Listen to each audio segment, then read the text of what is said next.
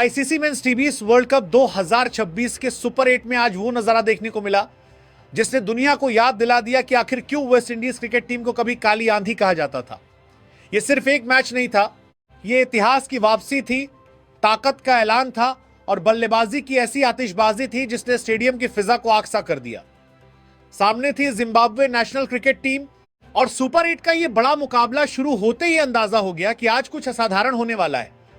पहले बल्लेबाजी करते हुए वेस्टइंडीज ने 20 ओवरों में 6 विकेट पर 254 रन का पहाड़ जैसा स्कोर खड़ा कर दिया। एक ऐसा लक्ष्य जो सिर्फ स्कोरबोर्ड पर अंक नहीं था बल्कि जिम्बाब्वे के हौसलों की कड़ी परीक्षा था। हर चौका किसी तूफान की दस्तक था, हर छक्का जैसे आसमान को चीरता हुआ संदेश की कैरेबियाई ताकत अभी जिंदा है और जब यह जागती है तो सामने वाली टीम सिर्फ तमाशबीन बनकर रह जाती है। जिम्बाब्वे के कप्तान सिकंदर राजा ने टॉस जीतकर पहले फील्डिंग का फैसला किया, लेकिन यह निर्णय मैच का सबसे बड़ा टर्निंग पॉइंट साबित हुआ और शायद सबसे बड़ी भूल भी। पिच सपाट थी, आउटफील्ड तेज और कैरेबियाई बल्लेबाजों के इरादे उससे भी तेज। ऐसे में पहले गेंदबाजी चुनना मानो शेर को खुला मैदान दे देना था। शुरुआत में लगा कि फैसला सही साबित हो सकता है जब ब्रैंडन किंग 12 गेंदों पर सिर्फ 9 रन बनाकर आउट हुए और कप्तान विकेटकीपर शाय होप भी 14 रन पर चलते बने। जिम्बाब्वे ने शुरुआती झटके देकर उम्मीद जगाई, लेकिन असली कहानी तो इसके बाद शुरू हुई जब मैदान पर उतरे शिमरॉन हेटमायर। हेटमायर ने जैसे ही रफ्तार पकड़ी, गेंदबाजों की लाइन लेंथ बिखरती चली गई। सिर्फ 34 गेंदों पर 80 रन, 7 चौके, 7 छक्के और 250 के तूफानी स्ट्राइक रेट के साथ यह पारी सिर्फ रन नहीं थी, यह ताकत, टाइमिंग और आत्मविश्वास का विस्फोट थी। उनके शॉट्स में नजाकत भी थी और निर्दयता भी।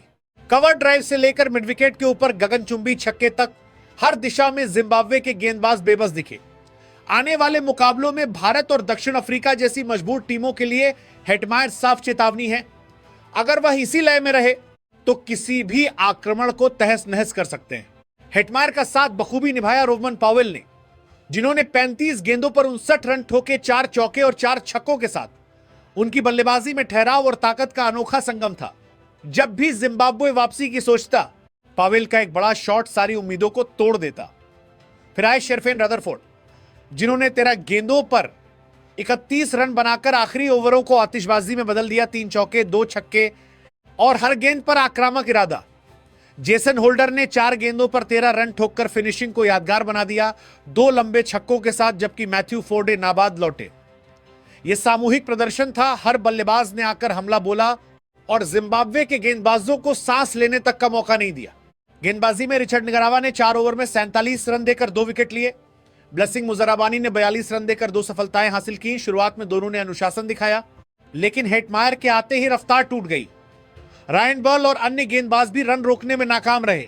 कप्तान रजा खुद 3 ओवर में 52 रन लुटा बैठे और पार्ट टाइम विकल्पों की भी जमकर पिटाई हुई। जब 254 रनों का पहाड़ सामने खड़ा हो तो हर गेंद सिर्फ गेंद नहीं रहती, वो दबाव का बोझ बन जाती है।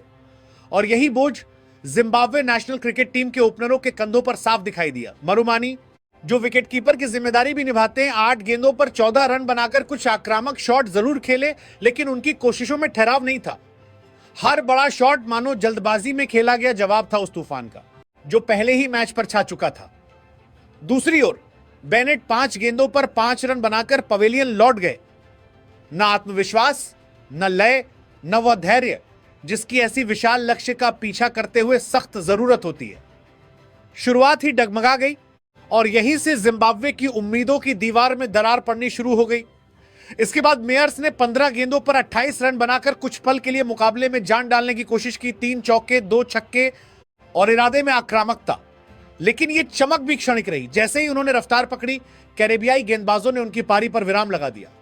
रयान बर्ट 3 गेंदों पर बिना खाता खोले लौटे और टॉप ऑर्डर की यह लड़खड़ाहट साफ बता रही थी कि लक्ष्य सिर्फ बड़ा नहीं, लगभग असंभव बन चुका है। इन सभी बल्लेबाजों के सामने वेस्टइंडीज क्रिकेट टीम के गेंदबाज किसी शिकारी की तरह सटीक और निर्मम दिखे। अकेल हुसैन ने अपनी चतुराई भरी स्पिन से 3 ओवर में सिर्फ 21 रन देकर 2 अहम विकेट झटके। उनकी फ्लाइट, उनकी गति में बदलाव और लाइन लेंथ इतनी सटीक थी कि बल्लेबाज आगे बढ़कर खेलने की हिम्मत ही नहीं जुटा पाए।